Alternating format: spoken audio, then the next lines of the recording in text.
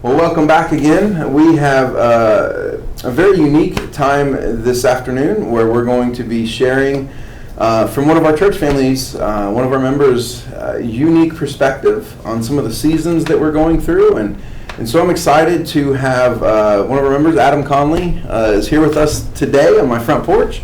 And we're going to walk through some just very specific understandings. I'm going to let Adam tell you a little more about it, but over the last few years, as he and his family are such a part of our church family, and due to the uniqueness of his career, he experiences more of an online church for several months out of each year. And he and I have had to, over the last several years, really walk through that together of how to do that well, if it were even possible, to do it in a way that's honoring to the Lord. And so I'm excited for him to share with us a little bit of that. So Adam, why don't you tell us a little bit about why that is, and we'll jump in from there for our time together. First of all, I'd just like to say how happy I was to come and do this with Phillip regarding this topic, knowing that there's a lot of folks out there who are not near their church, they're not gathering in their church right now like they're used to, and certainly didn't foresee this being an issue, coming on the horizon that they were really preparing well for. So now we're kind of in it. And it's a reality, as Phillip said, that over the last almost 10 years, for me as a professional baseball player, I've been with the Miami Marlins since 2011. And for those of you who don't know, in professional baseball, we play nearly every day, and that from the time that spring training starts until the end of that season is pushing about 7 months. So year in and year out, this is a season of life that I enter into, not just of course a baseball season, but a season of not being able to gather and not being able to function in the church the way that I would so like to when I'm here.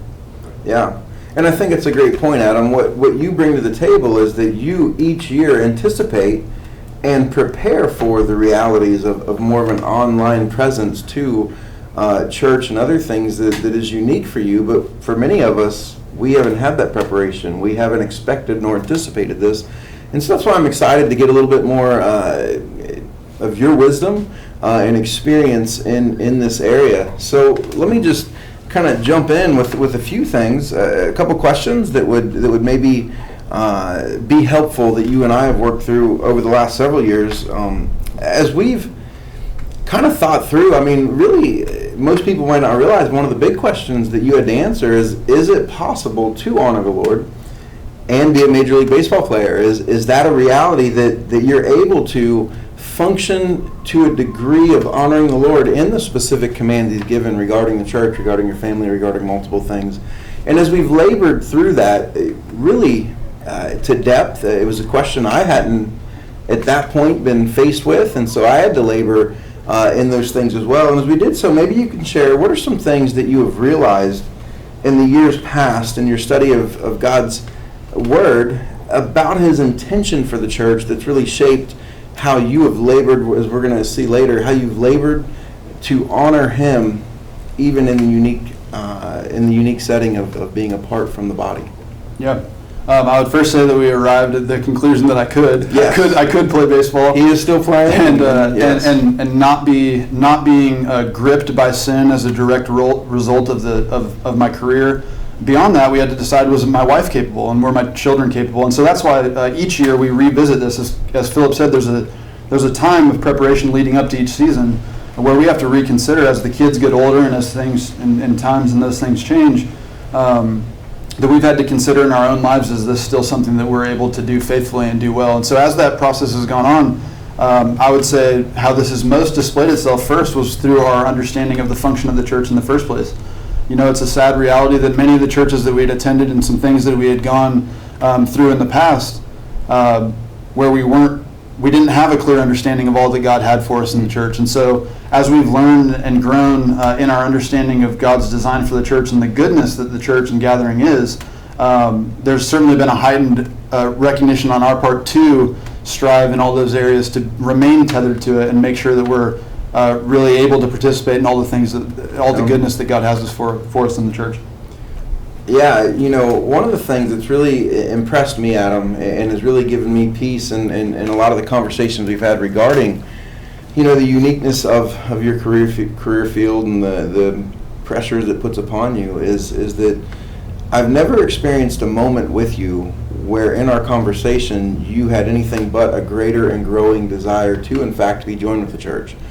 And so maybe on that subject, as we're faced with, this new season and are not well geared up for it, and as I've said before, I do believe that there is a measure where our enemy, Satan, would desire that loving children of God would come to a place where they're forsaking the commands and the love for the body that God has given us. And so with that recognition that you've done really well in that, can kind of share a little bit of how you're being apart from the physical gathering, what that's done as far as your longing and your desire for it, how that's stayed strong and even grown as your season progresses. We're in week 3 or 4, we're talking 7 months. Yeah. And so as you hit the end of the first month, there's that longing, but by the 3rd month, how do you keep it from waning? And not that I think at all we're going to be 3 months into this, but I think for us, that would be helpful knowledge.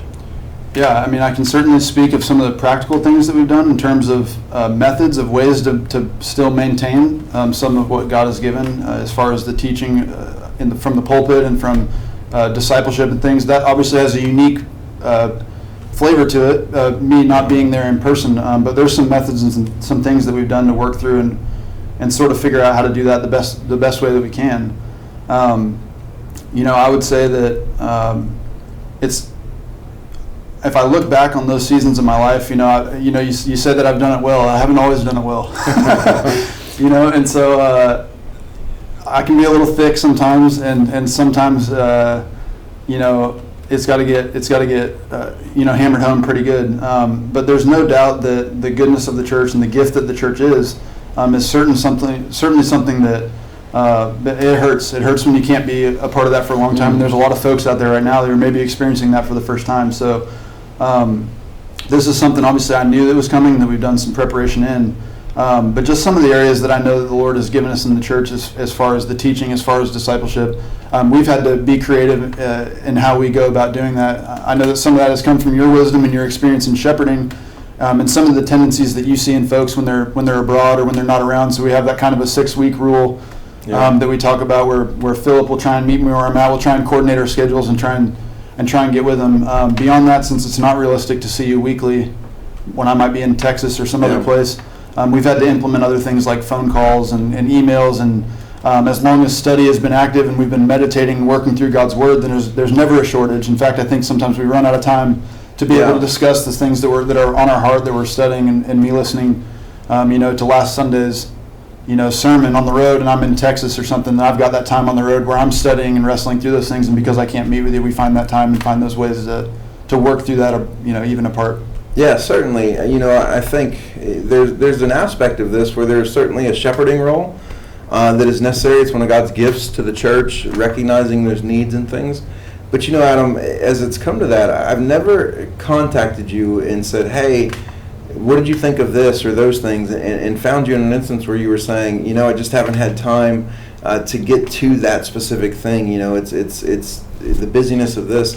And what I mean by that is there is a responsibility upon the sheep to desire, to guard against complacency, to guard against those things. And so, again, one of the things that, as you, and I'm sure people here, Major League Baseball player, and they think, man, being on the road and in different cities and living in that type of lifestyle, man, that must be amazing, and I would so enjoy that. But my experience with you has always been one of down to earth, of this is what I do for my job, and I want to do well with it, and I want to be passionate about it as my career, but at the same time, there's always a longing for me to be with my family, to be with our church in those things. And that's what has driven, I think, my ability to shepherd. If I would have said to you, because one of the things we do is we've over the years learned it's very important for you to be in the same mindset as the rest of the body of which you are a part of, under the same shepherding. And so even as you have access and do listen to many other online resources and things, it's a priority for you each week to be a part of Community Baptist Church, to hear the teaching that's there, that shepherding that your family is receiving, and that I'm able to shepherd you in, where I'm not trying to play catch up and in our weekly phone call address what you heard from somewhere else when I've been studying here in preparation and those things. So, I think that's really the major thing that stands out to me, is that you haven't succumbed to the danger of, hey, this is just how it is. I've seen you at week 1, and I've seen you at month 7, desiring all the greater to still be missing the church, to missing the gathering and things, and that's a unique aspect of really, I think, a fear that I have as I look at this, is that I think of the church getting to a place where they accept, this is, I don't have to rush around and get the kids ready. I can just put it on the screen, and in 30 seconds everybody rush in and sit on the couch, and there's little preparation and things, and so just maybe talk a little bit about the things that have kept you tethered over the years from taking for granted what it means to gather as a body. Yeah, if I had to boast in anything, it would be in my weakness. So if there's any any measure in my life where I've displayed any consistency in those areas, and any way that I've displayed that hunger, then I would say that's God's faithfulness to fulfill the promises that He's made through His Word. So as we've labored through prayer, through study, through a lot of even practical things of just trying to work through, am I able to do this? Am I able to do it well? We've had to learn. We've had to learn what that preparation looks like, and we've had to learn. Really, I'd say there's some things that stand out fundamentally that really have to be true in someone's life in order for them to be able to not gather for some length of time. Yeah. And still be able to do that well. And the first thing that I would say, I don't know if I'll get through all 3 of them before. 3 things that I would say are pretty fundamental to that, but we'll bounce back and forth through some of these. But the first one is that I've found that you just have to be resolved. You've got to be resolved to do it. If the church is not something, if it's not all that precious to you, you're not going to prepare well, and you're not going to set aside the time and the preparation and the work and all that's necessary for you to really be cultivating that in your life, and really preparing your family well for that, your wife and your kids for that. The natural, easy thing for us to do is more of the situation that you're describing, of just being able to slap it up there on the TV and those things. And I can just tell you from experience, as one who does this for 7 months at a time, how badly it hurts when we approach it that way. And so it's not that there's any measure where I've really nailed this down and really figured this. I think that it's because of my recognition that I won't do it well, apart from these measures, apart from these things afforded to me that in other words, I'll pretty much burn the joint down on my own. Yeah. Pretty good and pretty quick, if I'm not resolved and recognize how precious the church is to me. And I would just say on that note, I think that you nailed it with the recognition of being resolved. What I don't want is for at any time in my own life for me to just ride the waves of how I feel. Meaning that it might be easy for me to take the church for granted when it's available, and so I have no resolution and resolvedness in regards to it. And now maybe because it's not available, I have that longing. What I think is important for our folks to understand is there's a resolvedness that comes if you have that longing, or if you realize, I haven't taken the church seriously, or I have put it as a secondary reality in my life in many ways, and now that it's not there, I'm really hurting, missing it.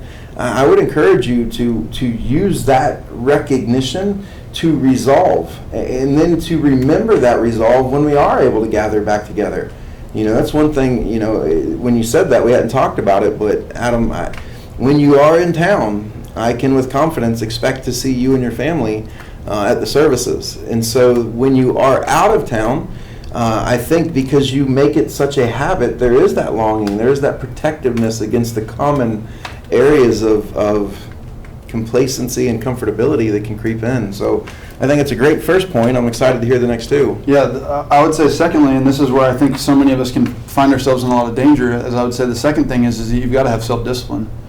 You've got to, not only does it need to be something precious to you that's worthless to us if we don't have the means, if we've not trained ourselves up in the ability to discipline ourselves in those matters of doing the preparation. You have to, you have to know what it is that you're preparing for. You have to know what it is necessary to make that a reality in your life. And so when you add a wife to that and a couple of kids and everything, you can start to understand my desperation and my the lack of confidence in myself to do this well. So God in His grace, this is not me coming up with some clever program, and being able to sell this online or something that's, the next clever thing that's going to help you get through this, being away from the body.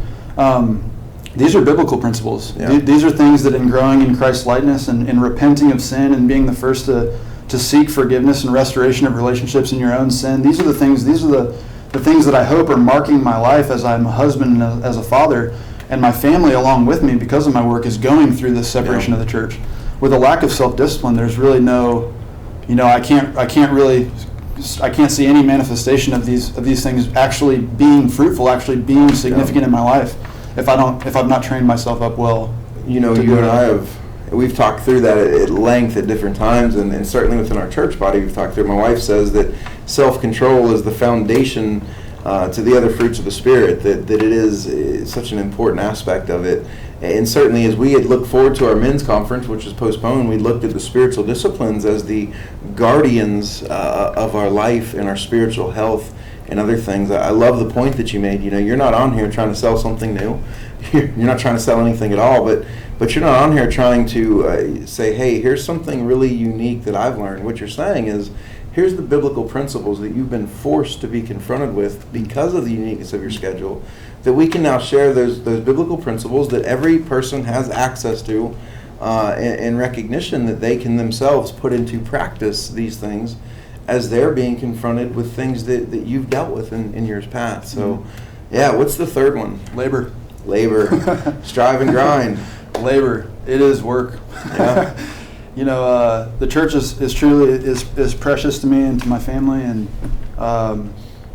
there's no doubt that we have to sit down and iron those things out. That's the self-discipline, that's the self-control of those things, from that resolve that we have of working through those things and all that. And then it comes to boots to the ground. Yeah. It's a dogfight. And so, the world and these things, the design, the way that all these things are going, it's not going to fall in your lap for you. It's not been something that, there's no doubt that the Lord's gracious, and there's highs and lows through those, but through the means that God's given, we can be steadfast through those, and we can trust that our labor won't return empty. Yeah. So that's it, man. I mean, those are the three fundamental things I say. Isn't that the essence of the Christian faith, though? I mean, we're told that we're those who walk by faith and not by sight, who live lives of faithfulness, who put off the old man and put on the new. Everything in our Christian life.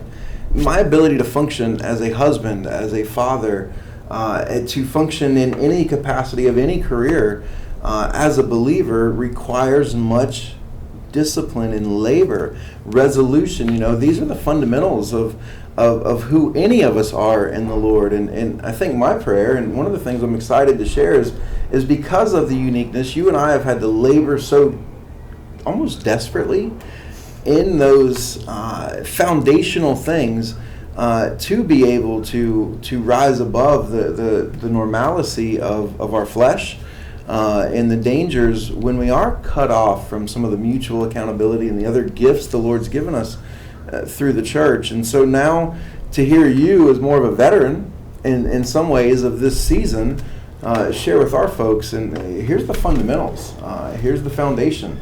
And every one of us, whether you are a single young adult, whether you are a child living under your parents' roof, whether you're a dad and a husband facing worries over finances, whatever the case may be, these are the fundamentals of our faith that carry us through whatever struggle. In Adam's life, it's been using these as a foundation for how to rightly view the body, the gathering, the spiritual disciplines apart from that, to shore those things up. And just thankful that we could get this time.